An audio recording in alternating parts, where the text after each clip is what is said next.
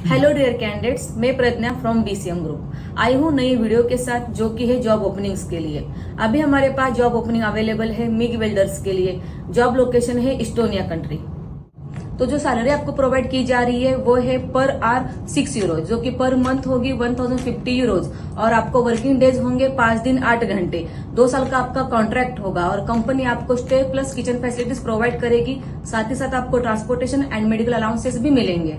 Criteria for this profile is आपके पास आपका passport होना चाहिए और आपको मिग वेल्डिंग में 8 साल का एक्सपीरियंस होना चाहिए। और अगर आपको इस जॉब ओपनिंग के लिए अप्लाई करना है तो आपके पास आपका updated CV and working video भी लगता है। जो वर्किंग वीडियो लगता है इस कंपनी के लिए वो हमने नीचे लिंक में दिया है।